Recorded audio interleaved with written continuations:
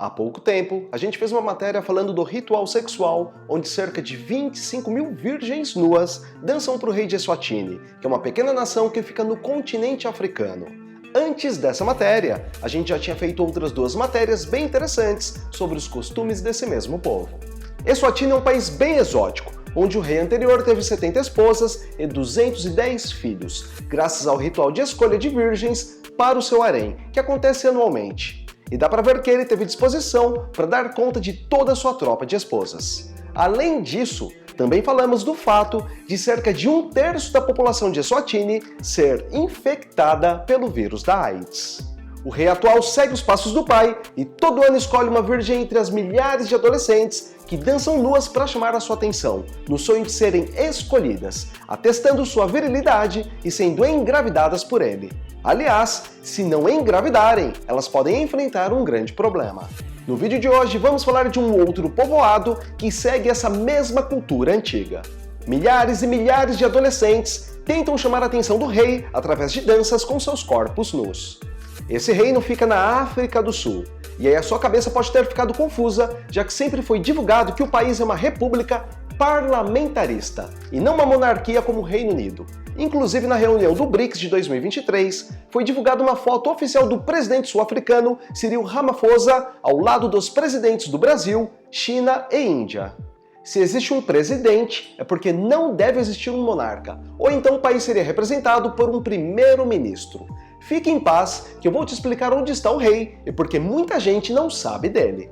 Aliás, esse rei foi envenenado, e foi o reinado de Eswatini que recebeu o rei da tribo sul-africana em um dos seus hospitais. Também vou explicar como funciona o ritual das virgens nesse reinado, e o motivo delas terem cercado sem roupa o Palácio Real. Assiste todo o vídeo sem perder nenhuma parte da matéria de hoje, porque a história desse reinado é bem interessante. E já vai comentando aqui se você tem a curiosidade de acompanhar de perto esse evento e ver com seus próprios olhos como as virgens tentam ganhar a atenção do rei. Se você reprova esse tipo de dança, também comenta aqui e explica o porquê. Mas antes de continuar esse vídeo, se você ainda não é inscrito, não perca tempo, se inscreva aqui. Vale a pena, eu te garanto. E deixe seu like para o YouTube recompensar o núcleo da Terra. E se você curtir muito esse conteúdo, ajude o nosso trabalho clicando em valeu. É muito, mas muito obrigado pela força de sempre.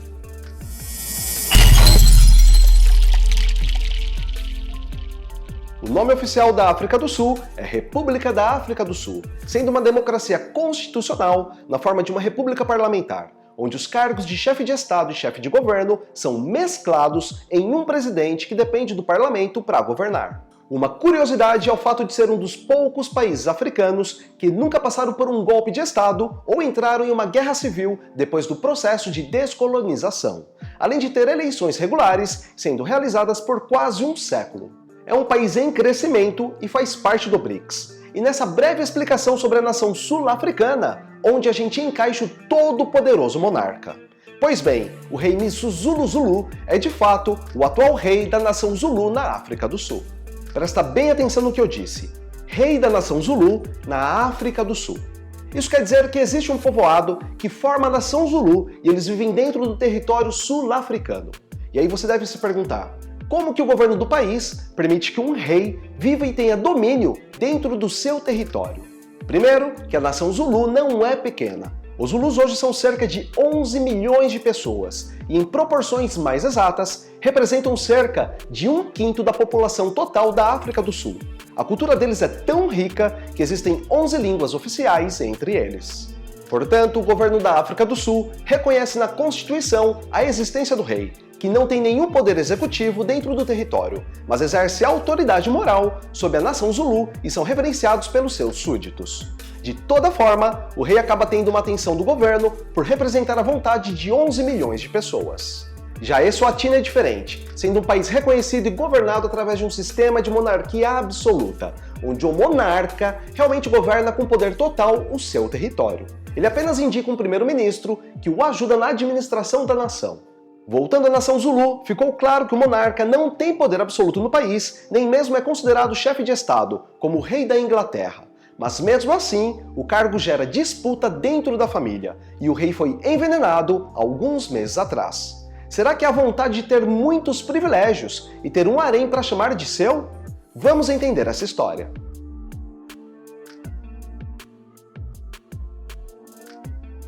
Fica até o final, porque depois de falar da disputa pelo trono, eu vou explicar em detalhes como é a dança das virgens nesse reinado, e como é em detalhes o exame de virgindade, onde as adolescentes precisam passar pelo constrangimento de ficar com as pernas abertas e serem examinadas por uma anciã.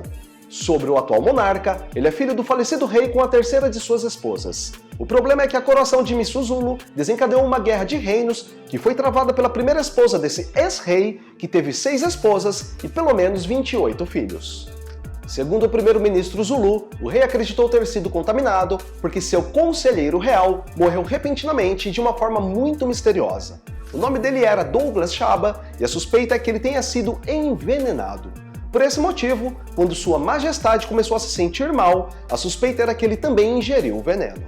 O rei preferiu buscar tratamento em Eswatini, que é a última monarquia absoluta da África, em vez da África do Sul, pelo fato de seus pais terem ficado em hospitais sul-africanos e acabaram falecendo. Várias fontes policiais em Eswatini confirmaram a instalação de um forte esquema de segurança em um hospital privado do local, a poucos quilômetros da residência real.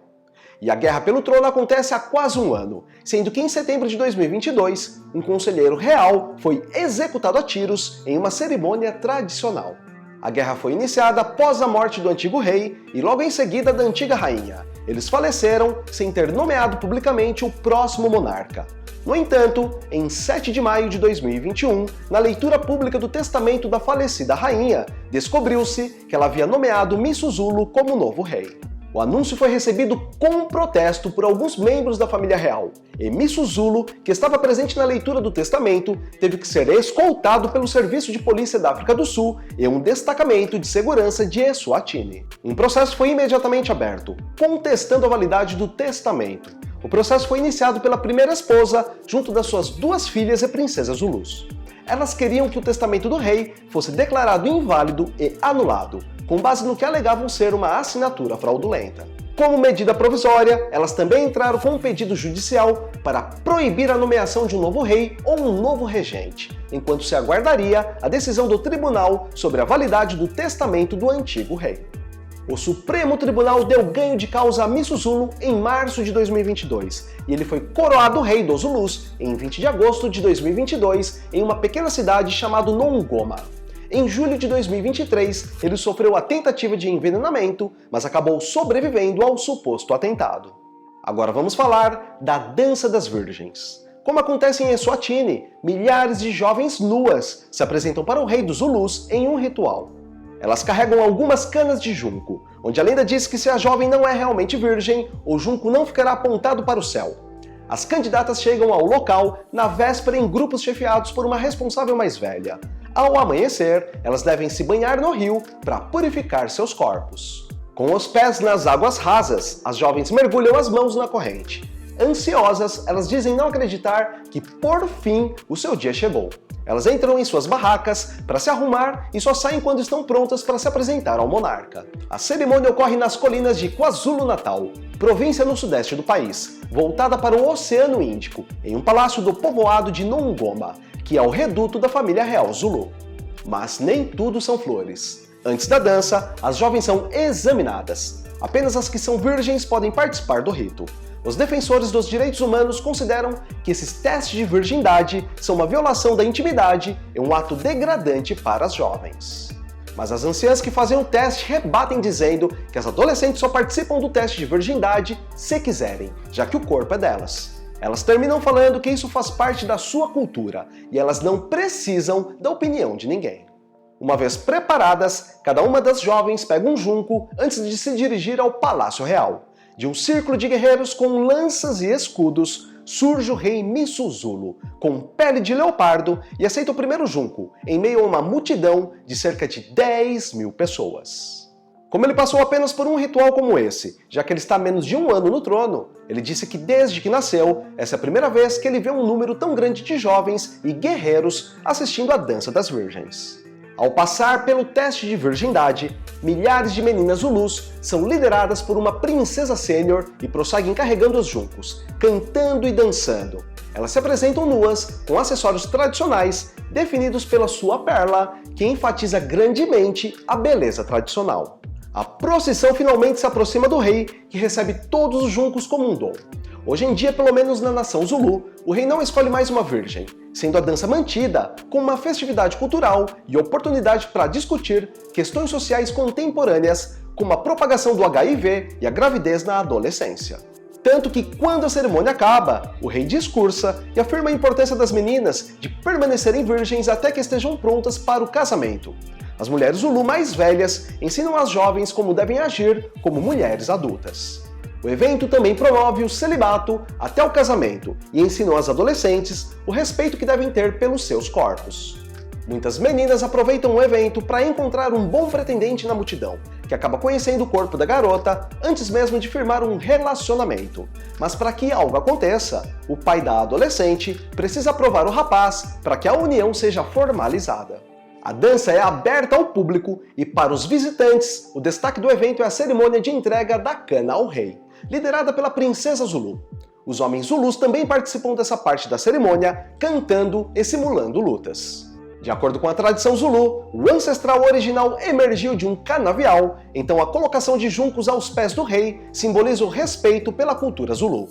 Os juncos também são usados para construir cabanas tradicionais Zulu e para confeccionar esteiras e cestos, pelos quais o povo Zulu é famoso. Embora os visitantes da cerimônia sejam bem-vindos, é aconselhável contratar um guia que possa lhe contar mais sobre a cerimônia e ajudá-lo a compreender as sensibilidades e tabus culturais. O ritual acontece no início de setembro. Além de assistir à dança, o visitante tem à disposição parques nacionais mundialmente famosos e reservas naturais privadas. A área também é particularmente rica em atrações históricas, culturais e costeiras. E como eu perguntei no começo do vídeo, comenta aqui se você tem a curiosidade de acompanhar de perto esse evento e ver com seus próprios olhos como as virgens tentam ganhar a atenção do rei.